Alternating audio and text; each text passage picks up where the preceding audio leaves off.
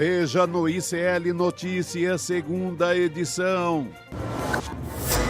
Adeus eleitorado feminino? Após escolher um homem como vice, Flávio imita Jair e faz comentário machista sobre as filhas. Um vice enrolado? PGR pede nova diligência sobre denúncia de estupro contra Alfredo Gaspar. PF unida jamais será vencida. Superintendente sai em defesa de Andrei Rodrigues após tensão do diretor com o ministro André Mendonça. Diplomacia em primeiro lugar. Lula diz a aliados que vai ligar para Trump na próxima semana. O ICL Notícias, segunda edição, está no ar.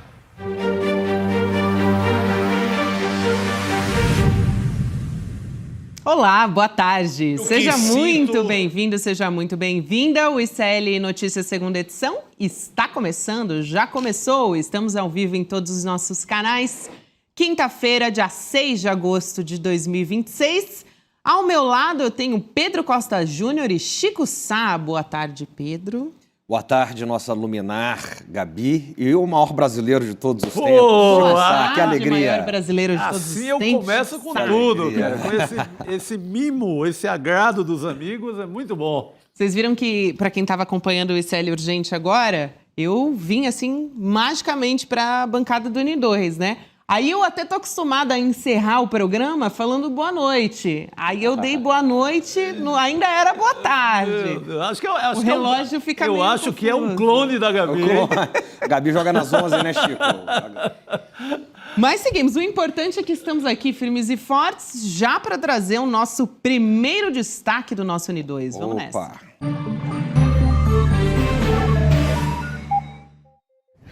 Gente, o anúncio do deputado Alfredo Gaspar como vice de Flávio Bolsonaro não é só uma escolha política a partir da condução da CPMI do INSS ou só um aceno para o Centrão, mais especificamente por Arthur Lira, como já falamos muito aqui. É o fechamento de uma porta e a sinalização clara de que a campanha decidiu colocar uma pedra no assunto das mulheres, né? Depois de meses prometendo que uma vice seria uma mulher para tentar reduzir a rejeição recorde nesse eleitorado, o Flávio escolheu uma chapa raiz e uma chapa puro sangue também dentro do próprio PL. Na extrema-direita e no bolsonarismo, o ataque ou a subalternização também das mulheres faz parte da construção dessa raiz. É um eixo central, né? As mulheres da extrema-direita, elas até pareciam, num dado momento, que elas iam brigar pelo próprio espaço. Primeiro, com aquele vídeo da Michelle Bolsonaro, né, gravando, atacando o Flávio, meia hora, com teleprompter e tal. Outras mulheres se uniram a ela, como a Damares. Outras figuras também embarcaram. Mas na hora da palavra final, elas se colocaram no lugar que é reservado, na verdade, para as mulheres da extrema-direita, né? Nas redes sociais, elas aplaudiram a própria exclusão. Figuras como a Júlia Zanata, a Caroline Detone, elas gravaram vídeos ali comemorando nas redes, né? Elas até chegaram a ser cotadas, mas apareceram agora comemorando o nome desse vice, que é um homem que está sendo acusado de estupro de vulnerável. A PGR, aliás, para contextualizar, acabou de pedir novas diligências, investigações e juntar elementos sobre essa acusação. O pedido de abertura do inquérito foi apresentado pela Polícia Federal e ainda está aguardando autorização do Supremo. Ele nega as acusações. Esse é o posicionamento do acusado. A posição dessas mulheres do bolsonarismo, elas vão, né, essas posições todas até a página 2, num lugar de segundo plano. Então, condicionado à obediência desses varões do partido, dessas lideranças, que são sempre masculinas. E aí, para tentar conter o dano eleitoral, a campanha resgatou uma velha escada, né? Que é aquela mulher bela, recatada e do lar. Vocês devem se lembrar dessas manchetes, né? Falando da Marcela Temer lá no passado. Só que agora está na figura da esposa do Flávio, a Fernanda, que não tem trajetória política e é apresentada agora por ele nas convenções, é aquela que se apresenta como a que reeducou o marido também, mas não é por acaso que as falas do Flávio estão bem distantes daquele outro Flávio que queria parecer moderado na pré-campanha, né? Agora ele emula o pai, o Jair Bolsonaro, na fala da fraquejada, para dizer que teve uma filha mulher. Você deve se lembrar, o Flávio disse o seguinte, que fez 2 filhas para cuidarem dela na velhice, dele, Flávio, na velhice. Então, reduzindo a existência dessas mulheres, né, numa função de cuidadoras e do ambiente doméstico também. Essa escolha de palavras do Flávio não é nenhum descuido e ela dialoga diretamente, muito claramente, com a base radical dele. O Flávio Bolsonaro escolheu o caminho de volta para o passado, não por acaso, porque a radicalização e as mulheres são caminhos incompatíveis. É isso que eu estou propondo aqui. Ele está apostando que a sinalização para sua base mais raiz, mais radical, somado à ingerência externa, e que tudo isso é o suficiente para levar a eleição, mesmo que seja no tapetão. Isso ainda a gente vai descobrir mais adiante. Mas quero passar aqui a palavra para os meus parceiros nessa história. É isso aí, Gabi. Assino embaixo, belo comentário. É a atitude política de quem resolveu, no mínimo, brincar com o voto feminino, né? Desprezar. Ele usa aquele mesmo glossário do pai, da família inteira, esquece qualquer ideia de moderação, e é esse Flávio Bolsonaro que vai para a peleja eleitoral de outubro. Tem a boataria, que sempre volta, aliás, tem voltado todo dia, porque a gente gosta da novela, do drama, né? Então, dentro da novela, cabe muito o personagem da Michele Bolsonaro. Voltou-se a falar, porque diante da fragilidade dessa candidatura do deputado de Alagoas, voltou-se a falar na possibilidade da Michele ainda tentar salvar o Flávio Bolsonaro como vice. Mas eu acho muito difícil. A Michele está louca por um cargo público. Ela tem chances reais de vencer, Pedro, ao Senado, no Distrito Federal. Ela não vai trocar essa quase certeza por uma barca furada que é a candidatura do enteado. Fica difícil. Só para reforçar o que você está falando, Chico, essa informação é importante, ela foi levantada pelo Leonardo Sakamoto, né, que fez uma apuração ali de que o Flávio estaria atrás da Michele Bolsonaro para ela ser vice dele, ou seja, talvez o Alfredo ainda tenha a possibilidade de levar uma rasteira para o Flávio Bolsonaro salvar a própria candidatura ou então abrir mais uma possibilidade com o eleitorado feminino. De certa maneira, parece que foi uma escolha pensada também, né? E é uma escolha abjeta, desrespeitosa e ameaçadora, né? Porque quem é esse vice? Quem é o senhor Alfredo Gaspar? O Alfredo Gaspar, ele está no seu primeiro mandato, Chico, lá como deputado estadual, mas ele é do meio político, ele se casou lá atrás com a filha, a esposa dele é filha de um ex-governador da Alagoas, né? Ele está no primeiro mandato, ele é o homem da Braskem.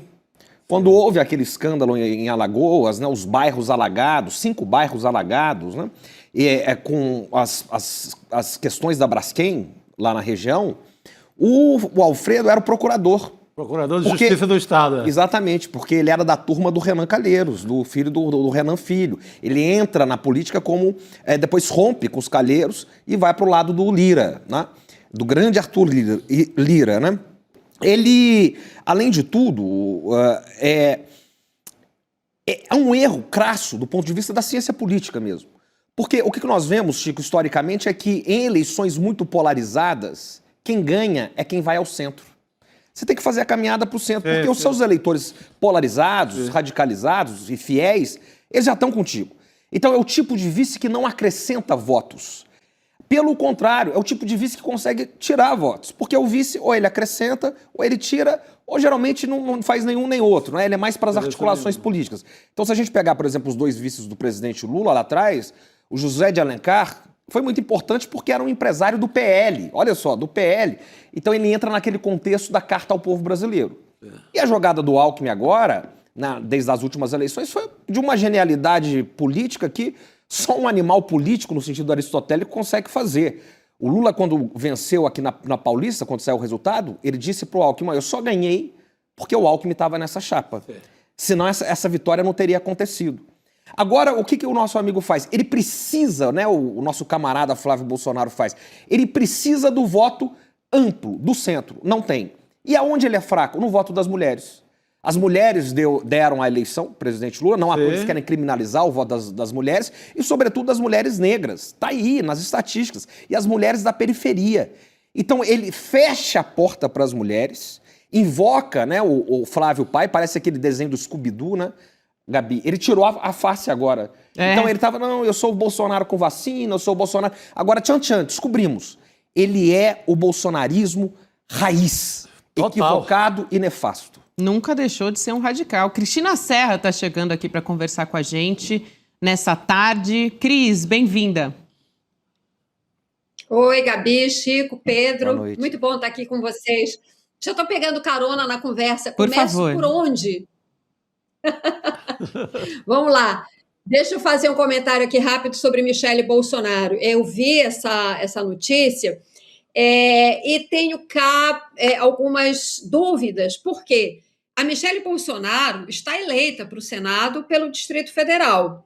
Ela vai trocar o certo pelo duvidoso? Né? Por que ela vai abrir mão de uma candidatura, de uma eleição certa, como dão as pesquisas, para ser candidata a vice do Flávio Bolsonaro, num contexto de tanta entre eles, de tanta briga, vivem se engalfinhando, aquele pedido de desculpas que ela aceitou, ambos sem a menor convicção. Os vídeos de ambos, ele pedindo desculpas e ela aceitando as desculpas dele, não tem a menor convicção, né?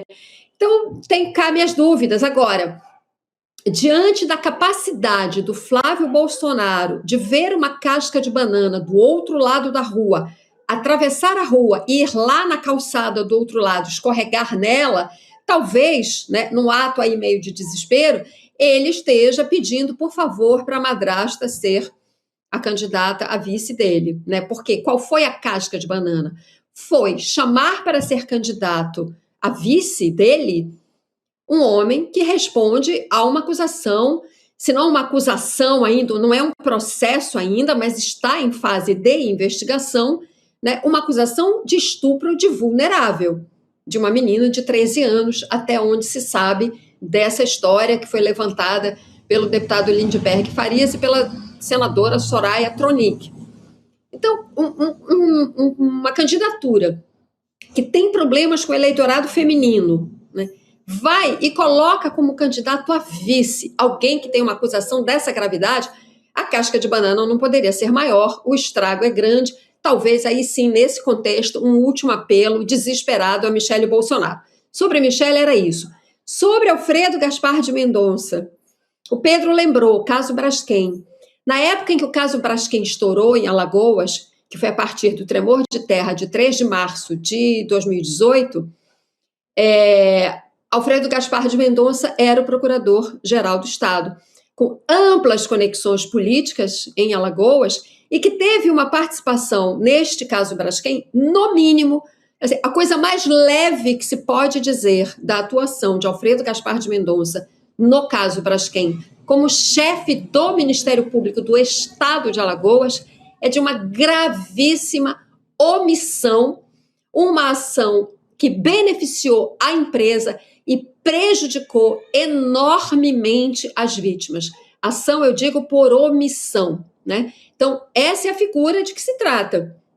Essa é a figura escolhida por Flávio Bolsonaro para vice. Então, resumindo, Flávio tem dificuldades. Isso, Gabi, que você falou, para encerrar no começo aqui dessa conversa que você falou, você tem toda a razão. Então, ele tem dificuldade com o eleitorado feminino, mas essa base mais radicalizada, muito vinculada às igrejas evangélicas, essas mulheres que fazem parte dessa base radicalizada, essas falas dele, que colocam a mulher numa posição de dona de casa, cuidadora, reprodutora, É isso mesmo. Mas a eleição não se decide na base radicalizada, né? Assim como ele tem esse eleitorado já comprometido com ele, o PT, o presidente Lula, também tem a sua base de esquerda comprometida com ele.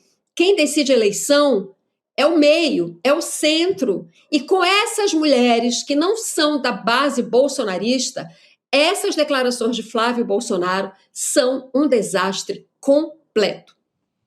Sem dúvida.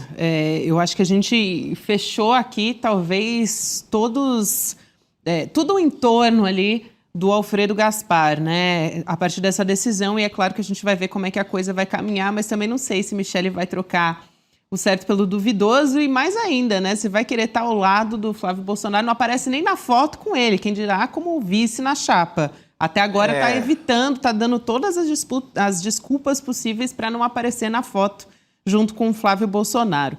Agora, um outro assunto que a gente tem que tratar aqui, e que é super importante, aliás, já tem enquete lá no nosso YouTube, e eu vou chamar aqui com vocês, mas é de que o presidente Lula sinalizou para os aliados que ele pretende procurar o presidente Donald Trump na semana que vem, e no encontro com parlamentares do PSOL e da Rede na tarde de ontem, o presidente defendeu o fim da guerra da Ucrânia e disse que já falou com o presidente da China e com o Vladimir Putin sobre esse tema e que ele vai ligar também para o Trump. Então, quem estava no encontro falou o seguinte: o Lula não deixou claro se ele falaria sobre outros temas, como a crise diplomática, né, que é o assunto do momento depois da revogação do visto da embaixadora do Brasil em Washington, se ele falaria sobre o tarifaço. Tem muitos assuntos, né, que ele poderia colocar na mesa. Tem o Javier Milei como linha auxiliar do Trump, enfim. O telefonema não tem uma data definida também. Os aliados estão dizendo que isso poderia reduzir essa tensão que está posta nesse momento, uma tensão diplomática entre os dois países e que, eventualmente, poderia acontecer na semana que vem. Agora, a questão é se o Trump também está disposto a conversar. Sempre acabou cedendo ali. Sim, eu acho que a conversa já está pautada, a conversa já está pré-marcada, porque não é porque o Lula surgiu do nada, pegou o telefone e vai ligar para o Trump, é porque o Lula ligou para quem manda no mundo.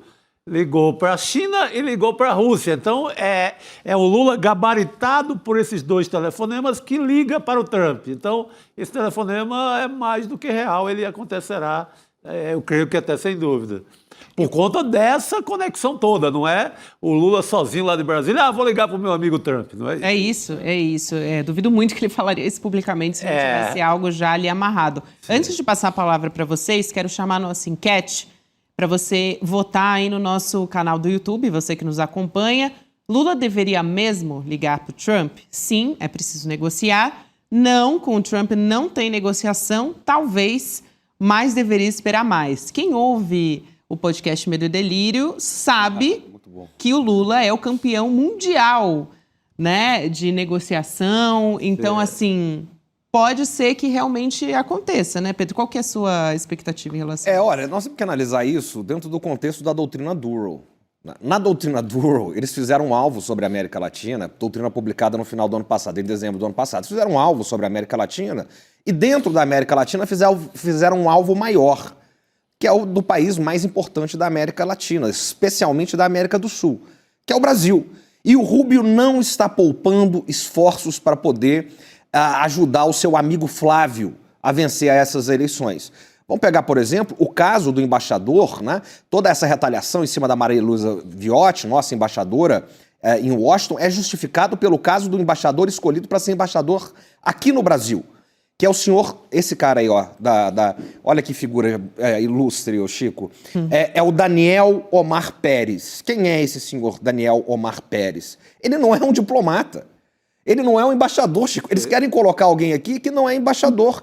O que ele é? Ele é um deputado da Flórida, comparsa do Marco Rubio, amigo de infância do Marco Rubio, filho de cubanos americanos, veio os pais que vieram naquela primeira diáspora de cubanos americanos, um pouco depois dos pais do Marco Rubio, é um MAGA autodeclarado, ou seja, daquele movimento de apoio, o Make America Great Again, não como slogan, o apoio da chamada alt-right nos Estados Unidos, a nova direita americana, o apoio da base mais fiel e extremista do Trump.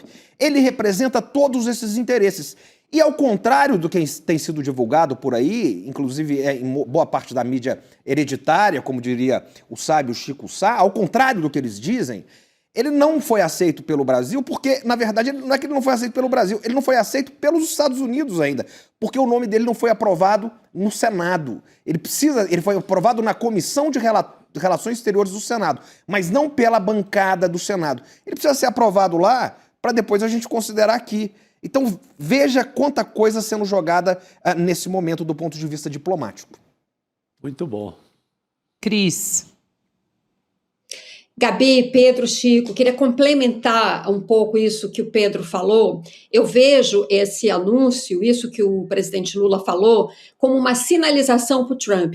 O Lula, em todas essas crises que o Brasil e os Estados Unidos têm atravessado, crises, vamos deixar bem claro, provocadas pelos Estados Unidos. São os Estados Unidos que têm tido uma atitude hostil contra o Brasil, dentro do contexto de campanha eleitoral e dentro disso que o Pedro explicou, da doutrina Monroe, que simplesmente enxerga a todos os países da América Latina, ou seja, abaixo do Rio Grande, do México até a Patagônia, considera que é uma área de influência dos Estados Unidos e que todos nós devemos nos dobrar, nos subordinar, né, ficarmos de joelhos para os interesses dos Estados Unidos, né? Então, é desse contexto que a gente está falando. Só que o presidente Lula tem sempre se manifestado como o adulto na sala, né? Não tem medo de valentões, não tem medo desse bullying constante que Trump faz com o Brasil. Por que eu interpreto isso como uma sinalização? Claro, o presidente Lula conversa com os líderes mundiais, é respeitado, a China, Xi Jinping o ouve atentamente, ele fala com Putin e a gente vai ter a Assembleia Geral da ONU em setembro. Vocês lembram que foi no ano passado, na Assembleia Geral da ONU, que teve aquele encontro muito rápido entre Trump e Lula, né, onde depois se disse que foi dali que surgiu a tal química entre ambos, que depois a gente viu que não serviu para nada essa química, porque o que a gente está falando é isso, a doutrina Monroe, que quer o Brasil submisso. E hoje nós temos na América do Sul, né, governos de direita, de extrema-direita, que fazem parte dessa aliança que Trump quer ter, uma aliança onde ele impõe as regras com todos os países da América do Sul. A América Central também, mas aí lá na América Central tem o México, que é uma exceção, né?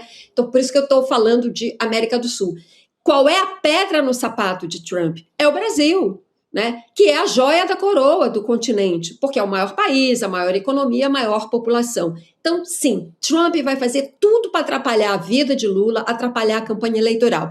Então, como eu disse aqui, só para fechar o raciocínio, pode ser que lá, até na Assembleia Geral da ONU, seja a oportunidade, em setembro, desse encontro. Não acredito que vai resultar em grande coisa. Então, o que eu acho que o Lula sinaliza, porque o Lula aposta e continua investindo no multilateralismo, no diálogo, né, e nos adultos na sala, mas não acredito que Trump realmente queira isso. Não quer. Trump quer que a oposição a Lula ganhe no Brasil, para então ele fechar toda a América Latina subordinada aos interesses dos Estados Unidos. É muito boa essa fala da Cris, né? Porque o presidente Lula, o Itamaraty, ele tem agido de uma forma muito pragmática conforme essa realidade. A realidade é que o governo Trump, que o próprio Trump atua com antidiplomacia, né? Já não... A gente fala aqui, claro, sobre diplomacia, mas a verdade é que o Trump está fazendo não tem nada a ver com diplomacia, né? Chantagem até diplomática. Intervenção direta na eleição. Né? A política é essa. Até o ministro das Relações Exteriores do Milei, da Argentina, agora, anteontem, ele acaba revelando todo o plano do Trump. Não que a gente não saiba, né? Mas ele fala, não, espero que em breve... a gente tenha também o domínio sobre o Brasil, a gente, no caso dele, ele falando como a Casa Branca já, como extensão da Casa Branca. Então, o plano é esse, o plano é tomar tudo. Eles conseguiram colocar de volta a família Fujimori no poder do Peru. O Fujimori foi um ditador, um corrupto assim, de marca maior, está de volta ao comando do país. Então, a ideia é essa, é dominar. Ele pode até falar ali sobre a Ucrânia com o Lula, o Trump, né, e tirar uma onda no assunto que não diga muito respeito à economia brasileira, mas aqui ele vai seguir com mão firme. A intervenção é muito explícita nessa altura.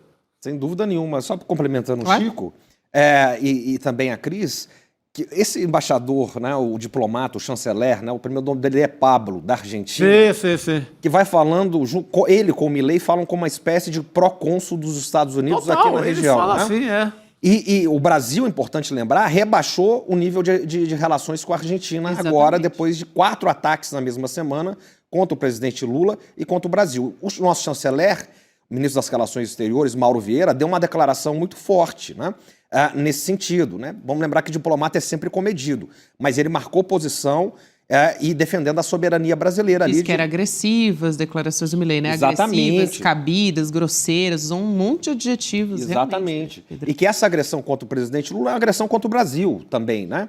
De fato. Isso vai continuar e vai se intensificar nos próximos 2 meses, como o Chico está falando. A intervenção já começou e ela vai aumentar nos próximos 2 meses. Vão vir ataques de todos os lados. É de Washington, é da Argentina, o Paraguai também trazendo questões, né? O Brasil está vivendo um cerco.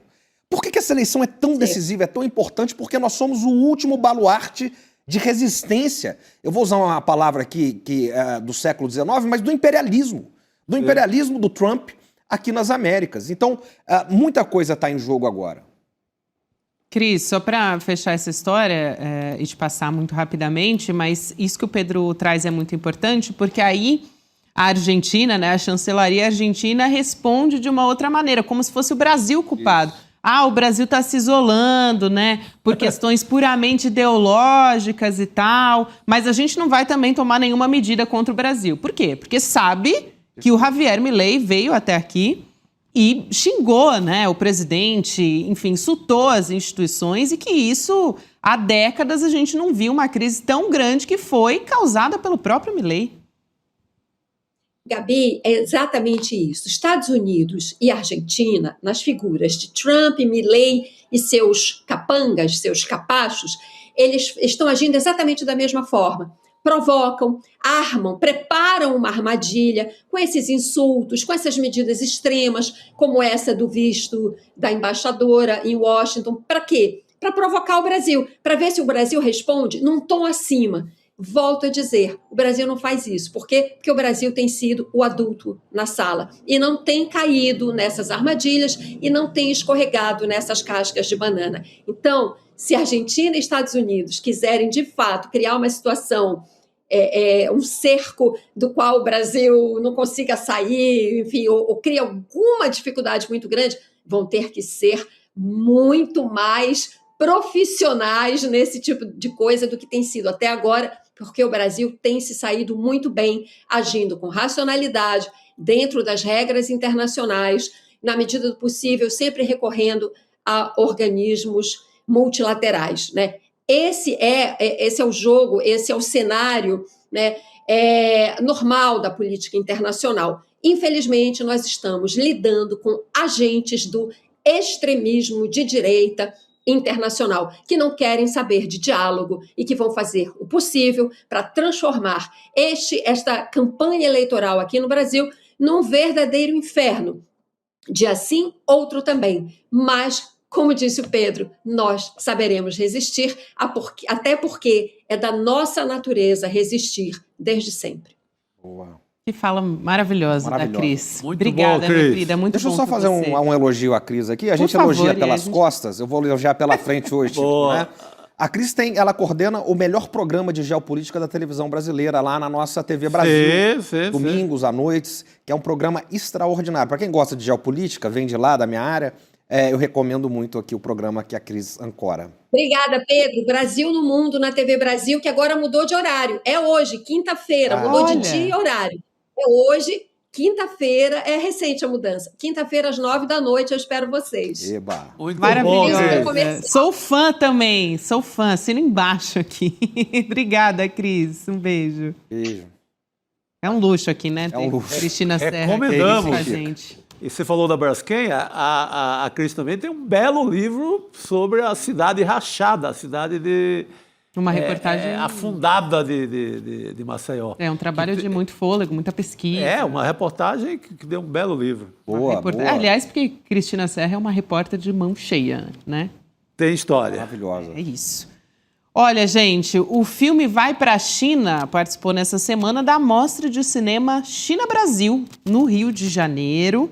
A produção foi celebrada durante esse evento. Sabe quem foi lá representar a gente? Eu estou vendo aí o professor. O nosso queridíssimo professor Castro Rocha, João César de Castro Rocha. Um beijo enorme para o professor. Ele recebeu uma homenagem em nome da equipe. Olha só, você está vendo o vídeo aí na sua tela.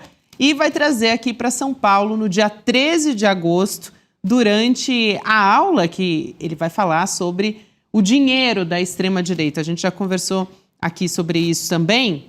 Então, na semana que vem, dia 13 de agosto, também conhecido como a semana que vem. Já vou aproveitar para te perguntar se você se inscreveu para o nosso evento, porque vale a pena conferir o que a gente está preparando. Olha aí o reconhecimento ali.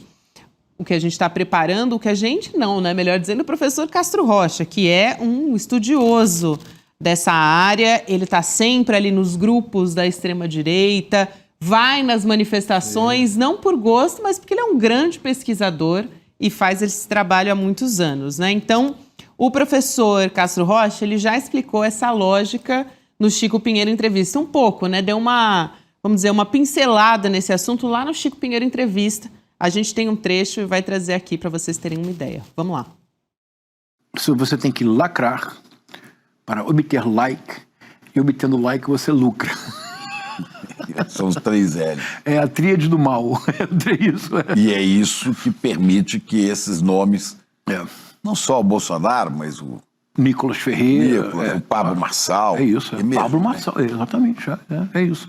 Lacre, like, lucro. Sem que estejam preparados, né? Sem que tenham os instrumentos reais para governar Nenhum, imagina. uma cidade, um país, Imagina. ou ser um deputado, né? Daí a hiperpolitização do cotidiano, que a extrema-direita promove no mundo inteiro. Porque só no cotidiano hiperpolitizado é que você despolitiza a polis. Porque você não discute mais projetos. Veja lá se Nicolas Ferreira, Pablo Marçal, Bolsonaro, Romeu Zema, Tarcísio de Freitas, eles não têm reais condições de discutir um projeto de nação. Porque eles não têm esse projeto.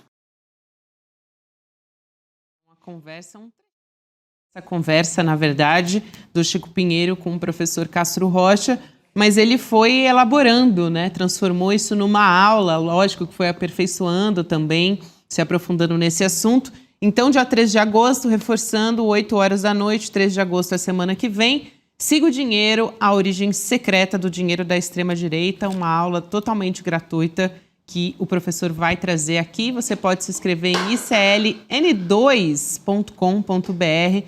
Se inscreve aí, rapidinho, 2 segundos, para você entender o funcionamento da extrema-direita num ano como esse, Chico, fundamental, né? Olha, vale muito. O Castro Rocha, ele tem uma teoria que o bolsonarismo é uma franquia em busca de dinheiro. Então, eles monetizam qualquer acontecimento. Se vai para o hospital, vamos monetizar essa ida ao hospital. Vai ter uma cirurgia nova, vamos abrir aí uma cadeia, uma rede para pegar pix dos bestas. Então, o Castro Rocha, ele é muito atento a essa forma como o bolsonarismo ganha dinheiro. É também uma corrente monetária, é uma corrente em busca de grana. Em busca do tesouro. E olha que ele estuda antes dos 61 milhões do Daniel Vorcaro. Verdade. Que pingaram fácil ali na conta daquele filme. Essa entrevista foi antes disso. Antes disso, ele nem sabia ainda. E depois o Flávio Bolsonaro confessaria que o Banco Master do Daniel Vorcaro entregou para a família 61 milhões. Muito bem. Muito bom. Então, fica aqui o reforço de Chico Sá. Chico Sá está falando, você tem que correr lá Por e se favor. inscrever para entender. Vamos seguir aqui trazendo mais informações do nosso noticiário.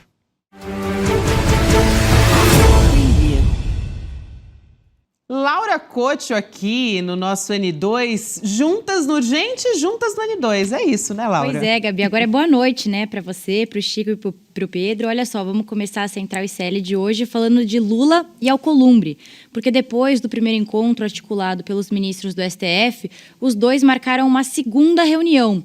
A apuração é da Bela Megali, do jornal O Globo, e de acordo com aliados, no começo dessa primeira reunião, o clima estava tenso aí, com uma lavação de roupa suja. Só depois de meia hora de troca de acusações e reclamações que o papo entre os dois ali fluiu. Com isso, essa nova conversa ficou planejada para acontecer até o fim de semana. E aí, dessa vez, os únicos presentes vão ser mesmo Lula e Alcolumbre. Agora vamos falar da punição ao ministro do STJ, Marco Buzzi. A corte decidiu por unanimidade punir o ministro com afastamento e também a perda do cargo por violação dos deveres funcionais diante das acusações de assédio e também de importunação sexual, além de injúria. Ao longo de todo o processo, o ministro Marco Buzzi negou as acusações. Essa é a primeira vez que o ministro é sancionado com essa nova pena máxima para violações graves, como definiu também a primeira turma do STF e o Conselho Nacional de Justiça. E depois da sessão, os advogados do Buzzi confirmaram aí que ele respeita a decisão da corte, mas sinalizaram que devem acionar o Supremo Tribunal Federal. Com isso, o Buzzi ele vai ser mantido afastado do cargo e vai receber o salário proporcional até a conclusão dos trâmites. Para fechar aqui, a gente vai falar do novo estudo sobre bets. Segundo o levantamento da terceira edição do Boletim Fiscal dos Estados Brasileiros, as famílias perderam 62 bilhões e meio de reais para plataformas de bets em 2025. Ao mesmo tempo, essas empresas movimentaram 350 bilhões de reais em transferências via Pix. O levantamento foi elaborado pelo Comitê Nacional de Secretários da Fazenda, em parceria com o Centro Internacional Celso Furtado de Políticas para o Desenvolvimento. E aí, em meio a esse levantamento, um estudante perdeu a bolsa do ProUni porque a mãe dele movimentou dinheiro em plataformas de aposta. Ele tinha sido pré-selecionado pelo ProUni e estava concorrendo a uma bolsa integral na unidade da Unip aqui em São Paulo. A bolsa foi negada com a justificativa de que a renda superou o aceito pelo programa, porque tinham muitas movimentações financeiras recorrentes aí relacionadas a plataformas de bets. Gabi, eu devolvo para você. Obrigada, Laura Couto. A gente volta aqui para nossa bancada. A Laura sempre trazendo as atualizações e muitas notícias chamando a atenção, né, desses destaques da Laura, mas dá uma impactada, né, saber que um estudante perdeu uma bolsa de estudos. Essa das bets está virando uma doença, né, uma pandemia nacional, né? É muito pesado isso, esse tipo de notícia. Eu acho que nada justifica, nem mesmo esse dinheirinho aí dos impostos que o governo teve que submeter ao Congresso a legalização das bets. Mesmo isso não vale a pena. O impacto lá no SUS, o impacto nas famílias, nada vale a pena diante das bets. Tem que acabar. É isso. Acabar, não tem outro jeito. Gente, vamos trazer o nosso próximo destaque aqui no N2?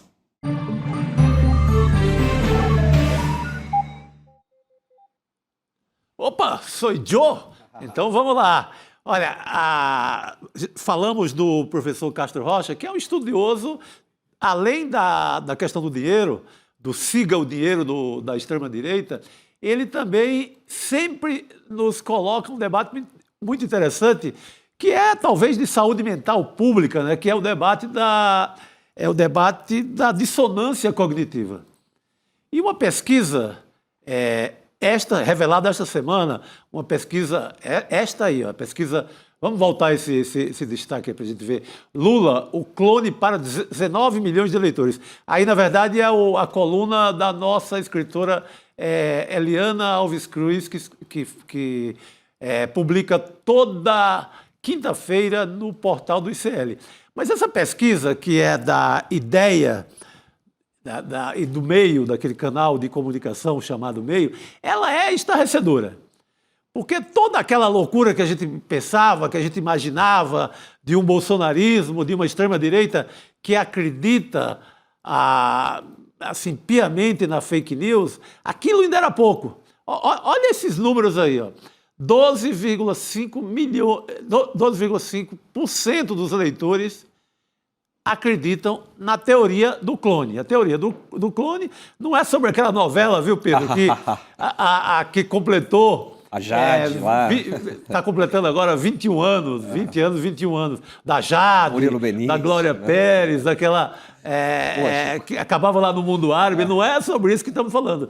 O clone é a teoria bolsonarista de que quem governa o Brasil, quem está lá sentado, tomando café com a Janja, e depois governando o Brasil lá no Palácio do Planalto, é um clone do Lula. O Lula teria passado desta forma melhor, teria morrido, e do nada aparece um clone, a esquerda fabrica um clone, talvez o Fórum de São Paulo fabricou um clone, e temos lá um mutante, um Blade Runner do Agreste, um mutante de Garanhuns. Um mutante de Garanhuns. Gente, para 19 milhões de pessoas. Acreditam provavelmente. Tem mais 28%, não vou nem tocar nessa parte, tem mais 28% que fica ali, será, não será? Que aí também já é demais, aí vai chegar numa quantidade de eleitores que vai fazer até com que você que está em casa desista de vez. Não dá para tentar convencer ninguém mais. Que tem aquela teoria bondosa, generosa e cristã de que a gente às vezes é muito duro com a extrema-direita, seria melhor se chamássemos a extrema-direita para tomar um cafezinho com bolo e tentássemos convencê-los de que eles estão errados, e etc, etc.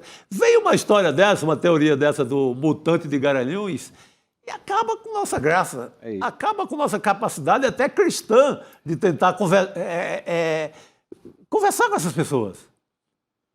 Gente, um clone. Então, um clone nos governa para 19 milhões de brasileiros. O que fazer, Gabi? Você que é sábia, mais sábia do que qualquer um de nós, o que fazer diante disso? Eu fiquei inconformada, Chico, quando saiu essa pesquisa. Viu? Eu fiquei inconformada. Eu fiquei imaginando, viu, Pedro, as pessoas vendo a Janja normalmente postando os treinos do presidente Lula, o afundo do presidente Lula realmente só pode ser um clone, né? É um clone, ele não tem aquela força física toda. Ele já partiu faz tempo. A Eliana... Olha só, o pessoal é muito rápido aqui, olha gente. o clone, se liga olha a coxa do clone. Se liga na capacidade aí desse homem clonado. A Eliana Alves Cruz, também na coluna no ICL, e ela toca num ponto que é interessante, viu, Pedro? Que ela vê nisso tudo, nessa loucura, nesse realismo fantástico dos eleitores da extrema-direita, ela vê um traço de etarismo. Ele tem essa idade, portanto, ele não tem capacidade de governar. Ele não tem capacidade de exercer o cargo. Então, ela vê esse etarismo nessa construção dessa ideia surreal. É isso. Agora, o mutante de Garanhuns, Chico, dá nome de crônica, hein? Essa sua personificação, ela foi... Total, nasceu crônica. Acrescentar 2 pontos aí rapidamente, né? Além dessa questão do etarismo, isso também é um projeto, né? Esse número é um projeto. É o projeto do Centrão, de deseducar a população. Se você tem uma população deseducada, uma população que não investe, um país que não investe em educação, o que se tem? Se tem uma população muito frágil para acreditar em teorias conspiratórias, para não conseguir ter espírito crítico, para conseguir não se defender. Veja o que o nosso governador aqui, o Tarcísio, está fazendo em São Paulo. O Tarcísio está fechando escolas. Então você não forma um cidadão com espírito crítico. Então qualquer coisa, a Terra é plana, o Lula é um clone, isso vai sendo infiltrado. E por último, né, tem sempre um comportamento de seita também, né, Chico? Sim. O bolsonarismo, ele se comporta como seita. E na seita as pessoas também não têm reflexão, não refletem criticamente. Aquilo que o líder direciona, eles vão acreditar. É isso. Para a gente fechar esse assunto, que a gente vai receber nosso convidado, o Antônio Faria, nosso editor, ele chama a atenção que quase 10% dos eleitores do Lula acham que ele é clone. Isso é muito... Boa, Farinato. Não, realmente, muito, só para muito sublinhar aqui, né? Lembrado. Porque também tem os próprios eleitores do Lula Deve ser o pessoal que vê o vídeo da academia e fala, acho não é que o Lula possível. tem que usar na campanha também o clone, né? No dia que ele não pode ir para um comício, que vai ser pesado a campanha, manda o clone. Ou pode fazer comícios simultâneos, né? Criar uma nova categoria. É isso. Bom, a gente vai seguir aqui, gente, voltando ao assunto Alfredo Gaspar, o escolhido como vice do Flávio Bolsonaro, agora com o deputado Rogério Correia, do PT de Minas Gerais, que é o nosso convidado aqui nessa tarde. Deputado, bem-vindo. Oi, Gabriela, obrigado pelo convite, estar aqui no ICL com vocês, o Pedro, o Chico Sá. Estou morrendo de rir aqui desse caso do clone, viu? Pois é, deputado. 10% dos eleitores do Lula acreditar que ele é clone. É demais, né? É realmente... E tira um pouco dos argumentos dos bolsonaristas, se bem que eles devem beirar os 100%, né? É muita gente. Exatamente, deputado. Agora, deputado, o senhor, para as pessoas também que estão nos acompanhando entenderem, né, por que o deputado Rogério Correia está aqui com a gente, ele apresentou na CPMI do INSS um requerimento convocando a administradora do escritório de advocacia do Flávio Bolsonaro, que é a Letícia Caetano dos Reis, e esse requerimento, no entanto, nunca foi apreciado pela CPMI, que tinha a relatoria do Alfredo Gaspar. A Letícia, só para fechar, ela foi indicada ao cargo por um amigo do Flávio, o Willer Tomás, aquele advogado que se tornou alvo da Polícia Federal na Operação Sem Desconto essa semana. Então, deputado, muito rapidamente, como é que o Alfredo Gaspar, se o senhor acredita que ele pode ter atuado para blindar o entorno do Flávio Bolsonaro nessa CPMI? Como que ele teria feito isso? Gabriela, eu não acredito, eu tenho certeza. Não só ele, como também o Carlos Viana. Carlos Viana era o presidente, que era o senador Carlos Viana, né, que é aqui de Minas Gerais, presidente da comissão da CPMI. Lembra que eles ganharam o presidente da CPMI num vacilo que nós demos na primeira reunião. Então, com isso, eles conseguiram eleger o presidente, Carlos Viana, e ele nomeou o senador, o deputado Gaspar, para ser o relator. Então, eles fizeram uma dupla que tinha como objetivo tentar confundir o que de fato aconteceu em relação ao INSS, deslocar o eixo para tudo durante o governo do presidente Lula, esquecer o passado, aplicar, portanto, um golpe negacionista da história, que eles são experts para fazer isso, e tentar julgar a culpa da fraude do INSS no governo Lula. O problema é que depois apareceu também o Banco Master, e aí eles quiseram esquecer a história do Master. Em relação à questão dos descontos associativos, que era a primeira observação, primeira análise que nós fazíamos da CPMI, os dois miravam no governo Lula como se no passado, que foi de fato onde aconteceu que as entidades foram selecionadas para poder fazer o desconto, eram entidades fantasmas. Isso tudo foi legislação feita pelo bolsonarismo durante todo o governo Bolsonaro. Essas entidades fizeram desconto de 40, 50, 60 reais de aposentados que sequer sabiam que essa entidade existia. Milhões de aposentados, bilhões de reais. Isso adentrou no governo do presidente Lula. Quando isso chegou à denúncia, nós, através da Controladoria Geral e Polícia Federal, passou a investigar e foi no governo Lula que isso acabou. O desconto associativo e o presidente Lula mandou devolver o recurso. Eles querem esquecer essa parte passada, como se isso não viesse lá de trás do bolsonarismo. Eu acho que se deram mal nisso. Piorou para eles quando chegou o caso, então, do Vorcado, porque aí nós fomos ver que essa Letícia e esse Willer Tomás, ele indicou esta Letícia para ser a coordenadora do escritório. Ela sequer era advogada, ela coordenava o escritório do Flávio Bolsonaro. E ela é irmã do contador do careca do INSS. É aí que nós fomos pegar tudo. Era preciso saber como é que este recurso saía do careca do INSS, passava pelo contador e daria até o Flávio Bolsonaro o seu escritório, porque o Willer Tomás era o advogado, o administrador de ambas as partes, tanto do escritório, e por isso ele indicou a Letícia, quanto do contador que era o irmão da Letícia. Então era por ali que o dinheiro do Careca chegava também ao escritório e a lavagem de dinheiro do Flávio Bolsonaro. Essa era a linha de investigação que nós propusemos fazer. Jamais esse requerimento chegou a ser votado, porque o relator não colocava e o presidente não punha para votação. O relator não enumerava e o presidente não punha para votar. Então eles foram blindando. Eles tinham dupla função: desviar o assunto para Lulinha o tempo inteiro, que não era peça da CPMI do INSS, tinha nada a ver com isso. Eles deslocavam o assunto para isso e escondia o real que nós precisávamos de ver, que era aonde os recursos do Vorcaro, que eram também do INSS, porque o Vorcaro tinha crédito consignado, para onde ele ia parar. Quando já terminada a CPMI, nós fomos ver que a relação do Flávio Bolsonaro era muito maior do que a relação que nós prevíamos, que foram aquelas conversas que o The Intercept descobriu, vocês deram muito isso, onde o Vorcaro pagava para aquele fundo nos Estados Unidos o dinheiro para a família Bolsonaro, que eu chamo de propina.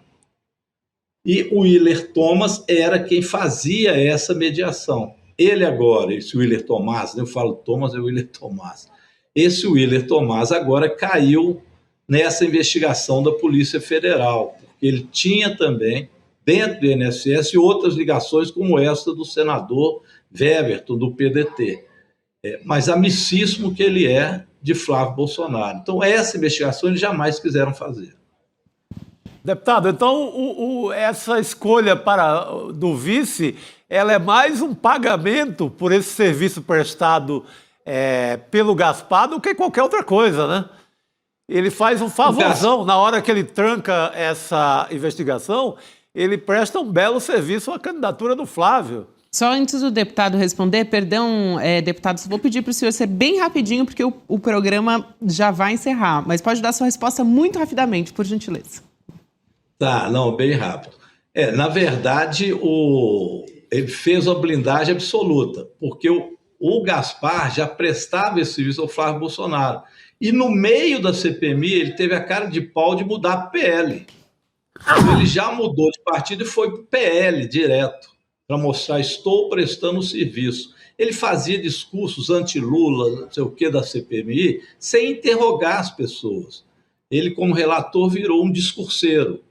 Então fazia vários fake news, discursava contra o presidente Lula, contra o PT, e esse era o papel dele. Então ele ganhou um presente agora, sem sombra de dúvida, um presente. Agora ele tem outras denúncias graves, né, que vocês viram aí.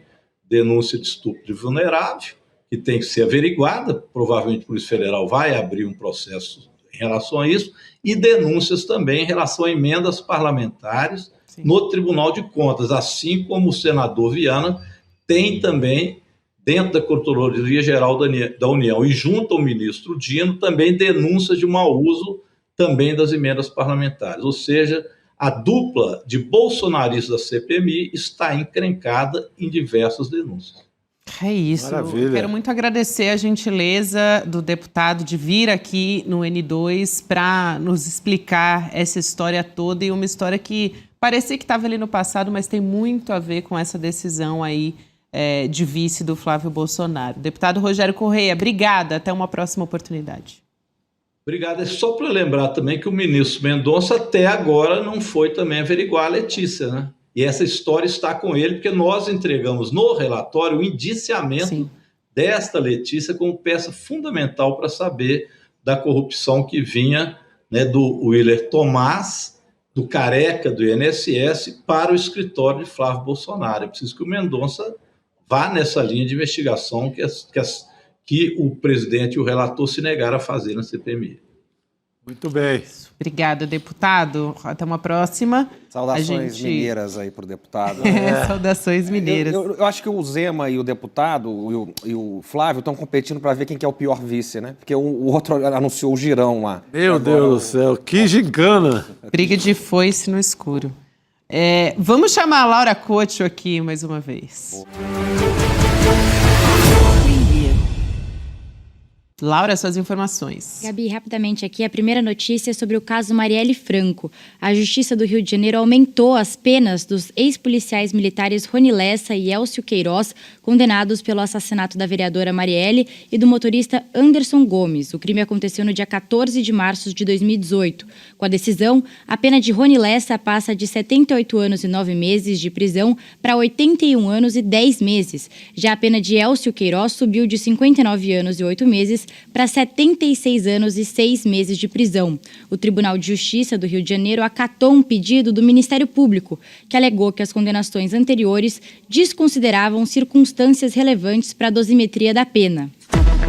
Agora a gente vai falar de Donald Trump. Olha só, o presidente dos Estados Unidos vai monitorar as redes sociais de jornalistas estrangeiros que queiram visitar o país. Quem quiser obter o visto vai ter que alterar as configurações das próprias redes sociais para públicas ou abertas. O Departamento do Estado colocou no X, o antigo Twitter, um artigo que anuncia que o governo está ampliando a exigência de verificação de mídias sociais e que as postagens consideradas como anti-americanas são um obstáculo para que o visto seja concedido.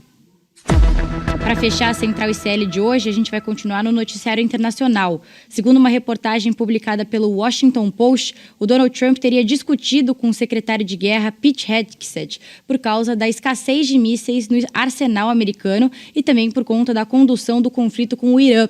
A Casa Branca e o Pentágono negaram a informação do Washington Post e afirmaram que Trump mantém confiança no secretário. Mas, segundo o jornal, que cita 2 fontes com conhecimento da reunião, o Trump repreendeu o Hegseth durante o encontro no gabinete na última sexta-feira, depois de descobrir que os estoques de armamentos continuavam em níveis críticos. A reportagem afirma que essa escassez de mísseis guiados de longo alcance e também o interceptador de defesa, essa escassez, foi um dos fatores que levaram o Trump a desistir de novos bombardeios de grande escala contra o Irã. Eu fico por aqui, Gabi, é com você. Boa noite, Laura Couto, obrigada. A gente segue aqui com o resultado da nossa enquete. Vamos colocar na tela? Lula deveria mesmo ligar para o Trump? O que você votou aí? 35% disseram sim, é preciso negociar, mas está quase... Gente, está muito apertada, hein? Ganhou por pouco. 33% não, com o Trump não tem negociação. E aí 31% estão ali meio indecisos, né? Vamos esperar mais, talvez. Enfim, então não é um consenso, de longe não é um consenso se o Lula deveria ou não conversar com o Donald Trump muito em breve. A gente vai continuar acompanhando esse assunto. Agradecer a vocês dois. Pedro Costa, sempre um prazer ter você aqui. Valeu, e Nova York nunca mais. Nova York nunca mais. Eu preocupado com o Chico porque ele ia passar as férias na Flórida. Ele já tinha falado pra mim na Disney. O Natal em Nova York, agora esquece. E hoje, lembrando, quinta-feira você não vai embora não, porque nós temos a estreia do Papo de Preta Progressista com a nossa Robertinha Garcia e a Silvana Bahia, que é coordenadora da Preta Lab. Então, você acompanha essa conversa a partir de agora, 6h30, toda quinta-feira. A gente vai nessa, mas amanhã estamos de volta, pessoal. Por favor, segue com a Roberta. Boa noite, gente. Até amanhã.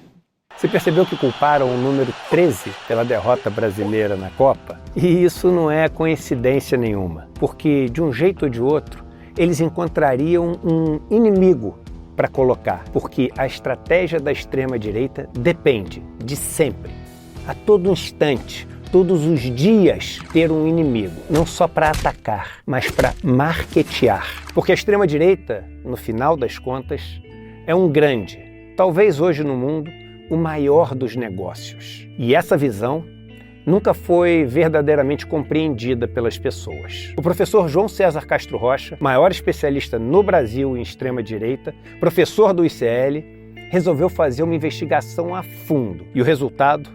Uma aula, no dia 13 de agosto, às 8 horas da noite, uma quinta-feira, sobre quem financia a extrema-direita no Brasil. O resultado é chocante, inacreditável. E chamem todos seus amigos para assistir também.